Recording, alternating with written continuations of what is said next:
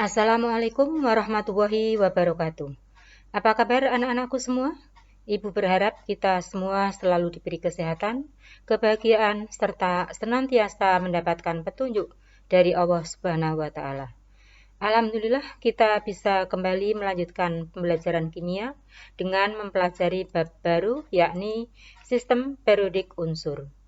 Pada pembahasan sistem periodik unsur ini, kita bagi menjadi 3 bagian, yaitu yang pertama, perkembangan sistem periodik unsur, 2, periode dan golongan dalam tabel periodik unsur, dan yang terakhir adalah sifat-sifat unsur dan sifat keperiodikan unsur.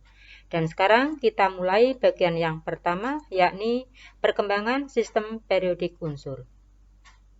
Anak-anakku semuanya, sebelum membahas perkembangan sistem periodik unsur, sebagai pengantar, mari kita perhatikan gambar berikut ini. Kita lihat barang-barang yang ada di toko buku dan pasar swalayan ini tersusun dengan rapih. Penataannya yang indah membuat kita merasa nyaman. Nah, mengapa barang-barang di toko buku dan pasar swalayan ini disusun dengan rapih? Apakah dasar penyusunannya, serta apa pula tujuan penyusunannya? Iya, betul. Barang-barang di toko swalayan disusun secara rapi untuk memudahkan para konsumen dalam mencari barang tersebut. Dan apa dasar penyusunannya? Kita lihat ini ada buah-buahan yang di tempat pada rak yang sama. Ini buku-buku, ini pernik-pernik. Jadi kalau kita lihat ini didasarkan pada jenis ya, mungkin juga merek serta ukurannya. Nah, sebagaimana barang-barang di dalam pasar swalayan ini, maka unsur-unsur kimia pun ternyata dikelompokkan dan disusun dalam tabel semacam ini. Lalu apa tujuannya? Nah, para ilmuwan ini mengembangkan sistem periodik sehingga menjadi seperti ini dengan tujuan untuk mempermudah mempelajari sifat-sifat suatu unsur. Penyusunan dan pengelompokan unsur-unsur menjadi satu dalam tabel seperti ini didasarkan pada kemiripan sifat-sifatnya, baik dalam lajur vertikal maupun lajur horizontal. Nah, tentu saja pengelompokan dan penyusunannya tidak serta-merta langsung jadi seperti ini. Ini nanti melalui perkembangan, dan inilah nanti yang akan kita pelajari di dalam materi ini, yaitu mempelajari tentang perkembangan sistem periodik unsur. Anak-anakku semuanya, usaha-usaha untuk mengelompokkan unsur-unsur ini telah dimulai sejak para ahli menemukan semakin banyaknya unsur di alam. Pengelompokan unsur-unsur ini dimaksudkan agar unsur-unsur tersebut mudah dipelajari. Dan beberapa ahli mengelompokkan unsur-unsur tersebut berdasarkan penelitian yang dilakukan. Pengelompokan unsur senantiasa mengalami perkembangan untuk menyempurnakan kekurangannya. Untuk pengelompokan yang pertama yaitu dari para ahli kimia Arab dan Persia, yaitu mengelompokkan unsur-unsur menjadi kelompok logam dan non-logam.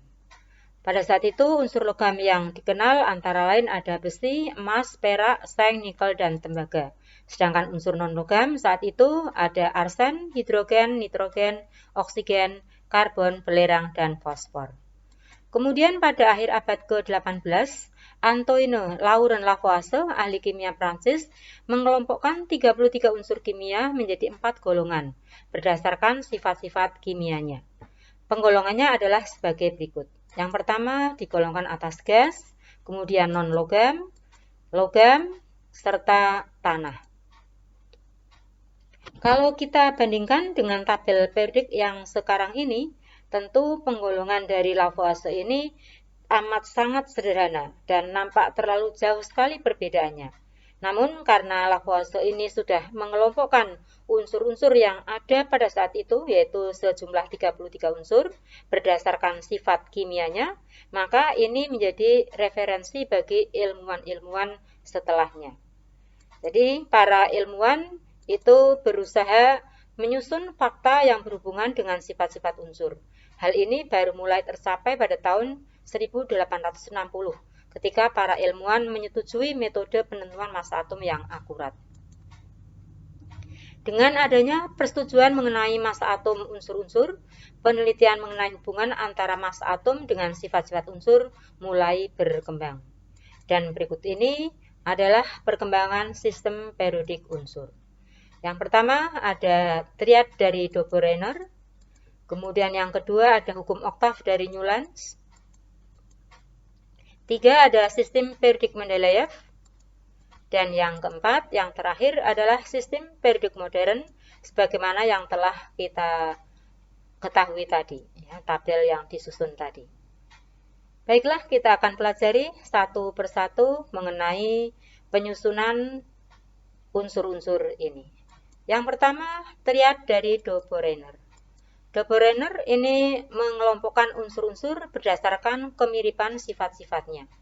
Unsur-unsur dapat dikelompokkan ke dalam beberapa kelompok dan setiap kelompok terdiri dari 3 unsur. Maka disebut dengan triade, dari kata 3. Di mana unsur yang di tengah ini merupakan rata-rata dari massa unsur di tepi. Jadi massa unsur yang di tengah ini merupakan rata-rata dari massa unsur yang di tepi atau unsur sebelum dan sesudahnya. Contoh begini. Ada satu kelompok, satu triad yaitu kalsium, strontium, barium. Nah, ternyata unsur yang di tengah yaitu strontium ini massanya merupakan rata-rata daripada massa unsur kalsium dan barium. Jadi kalau massa ini kita tambahkan kemudian kita bagi 2 hasilnya 88,5. Jadi hampir sama ya dengan strontium ini 88. Jadi kalaupun ada selisih itu hanya sedikit. Dan inilah beberapa daftar unsur atau triad yang disusun oleh Dobereiner. Ada triad 1, litium, natrium, kalium, triad 2, kalsium, strontium, barium, dan lain sebagainya. Kelebihan dan kelemahan dari sistem triad dari Dobereiner antara lain, yang pertama untuk kelebihannya, adanya hubungan antara kemiripan sifat unsur dengan massa atom yang dapat membentuk pola tertentu. Jadi tadi ada kemiripan sifat ya, polanya tadi 1, 2, 3, ternyata massanya yang di tengah sama. Kalau di rata-rata ya. Kemudian kelemahan dari teori ini adalah pengelompokan unsur ini kurang efisien dengan adanya beberapa unsur lain yang tidak termasuk dalam kelompok triad, padahal sifatnya sama dengan unsur dalam kelompok triad tersebut. Yang kedua, hanya menitikberatkan pada hubungan masing-masing unsur dalam triad dan tidak berhasil menjelaskan hubungan antara triad yang satu dengan triad yang lain. Yang kedua, hukum oktav dari Newlands. Newlands ini mengelompokkan unsur-unsur, di mana unsur-unsur disusun berdasarkan kenaikan massa atom. Dan ternyata sifat unsur tersebut akan berulang setiap 8 unsur. Dan ini disebut sebagai hukum oktav, karena ternyata Newlands ini penggemar musik. Jadi ternyata sifat unsur ini berulang pada unsur ke-8. Jadi kalau dihitung dari do, re, mi, fa, sol, la, si, do. Jadi sama pada unsur yang ke-8. Jadi berarti unsur yang pertama sifatnya akan sama dengan unsur ke-8, unsur kedua sifatnya akan sama dengan unsur ke-9, dan unsur yang ketiga sifatnya akan sama dengan unsur ke-10 dan seterusnya. Dan inilah daftar oktav dari Newlands. Kita lihat dalam tabel ini ada yang terdiri dari 2 unsur dan ini nanti merupakan kelemahan daripada penyusunan unsur-unsur menurut Newlands. Ya, kelebihan dan kelemahan hukum oktav dari Newlands. Kelebihannya, ini Newlands merupakan orang yang pertama kali mengelompokkan unsur-unsur berdasarkan kenaikan massa atom relatifnya. Kemudian kelemahan hukum oktav Newlands. Hukum oktav ini juga mempunyai kelemahan karena hanya berlaku untuk unsur-unsur ringan dengan massa atom relatif rendah. Kemudian masih ada beberapa kotak tadi yang diisi lebih dari 1 unsur. Nah, walaupun pengisian 2 unsur tersebut terjadi karena sifatnya yang sangat mirip. Kemudian jika diteruskan, ternyata kemiripan sifatnya terlalu dipaksakan. Misalnya seng mempunyai sifat yang cukup berbeda dengan berilium, magnesium, dan kalsium. Dan pada saat penyusunan unsur-unsur menurut Newlands ini ternyata unsur gas mulia belum ditemukan. Jadi pada saat itu pada daftar itu tidak ada unsur gas mulianya karena yang pada saat itu belum diketemukan. Berikutnya adalah sistem periodik Mendeleev. Pada tahun 1869, tabel sistem periodik mulai disusun. Tabel sistem periodik ini merupakan hasil karya dua ilmuwan, yaitu Dmitri Ivanovich Mendeleev dari Rusia dan Julius Lothar Meyer dari Jerman. Mereka berkarya secara terpisah dan menghasilkan tabel yang serupa pada waktu yang hampir bersamaan, dan mempublikasikan tabel unsur-unsur tadi yang disusun menurut kenaikan massa atomnya. Mendeleev mendapat pengakuan lebih karena ia yang pertama kali mempublikasikan hasil pekerjaannya dan menunjukkan kegunaannya yang lebih baik. Mendeleev mencatat bahwa jika unsur-unsur disusun menurut kenaikan massa atom, terjadi pengulangan atau pola periodik sifat-sifat unsur. Dan inilah penyusunan dari Mendeleev. Jadi dasarnya unsur-unsur ini disusun atas 12 baris mendatar yang disebut dengan periode, dan ini didasarkan pada kenaikan massa atom. Dan juga menyusun atas 8 golongan tegak atau 8 kolom tegak atau yang disebut dengan golongan yang didasarkan pada kemiripan sifat. Dan inilah untuk tabel periodik dari Mendeleev. Kalau kita lihat di sini, ini ada golongan, ada 8 golongan, dan ini ada 12 periode. Kita lihat di sini ada kotak-kotak yang masih kosong, dan ini digunakan untuk menempatkan unsur yang saat itu belum diketemukan. Dan inilah yang nanti yang merupakan kelebihan daripada sistem periodik Mendeleev.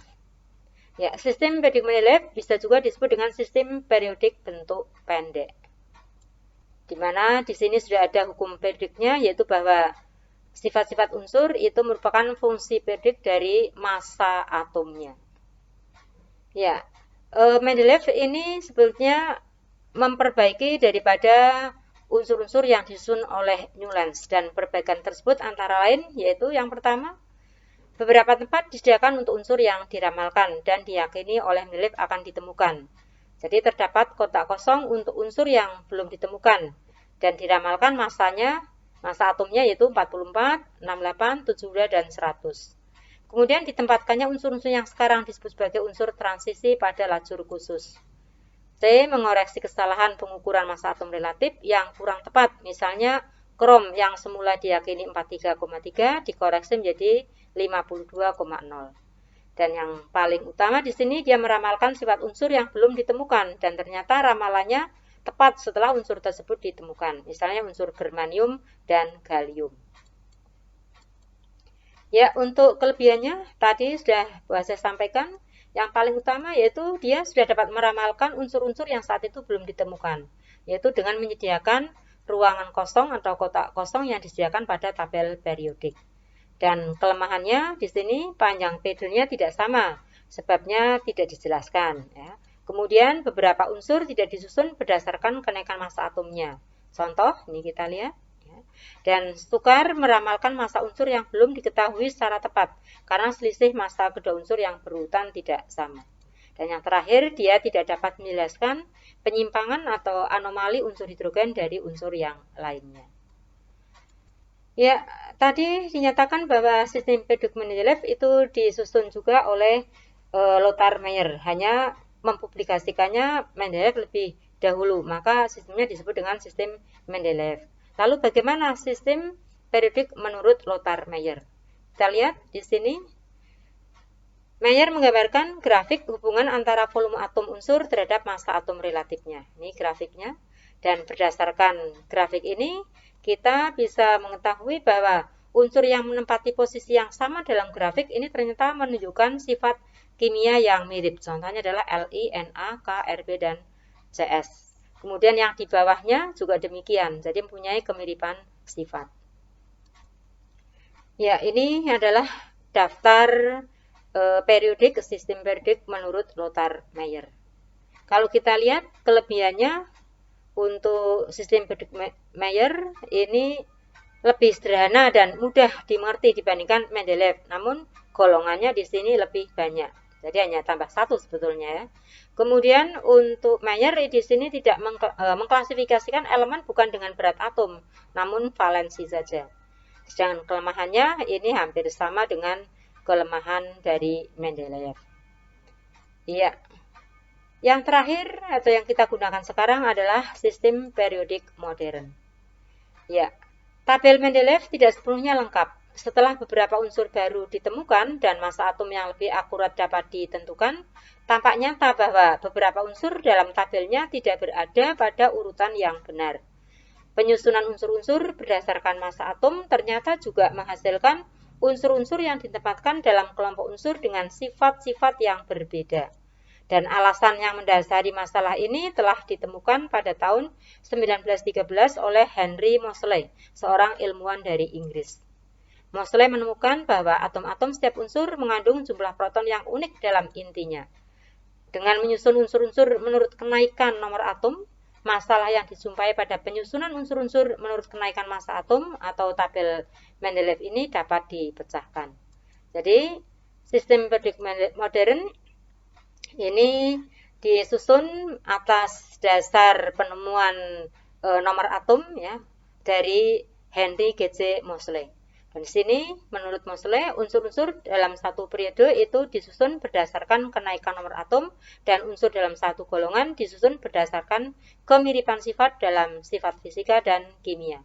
Jadi sama seperti sistem periodik Mendeleev, ada periode dan ada golongan. Lajur vertikal disebut golongan dan lajur horizontal disebut periode. Dan inilah tabel periodik modern. Nanti kita akan pelajari di bagian yang kedua. Ya, demikian untuk pembahasan mengenai perkembangan sistem periodik unsur. Mudah-mudahan bermanfaat.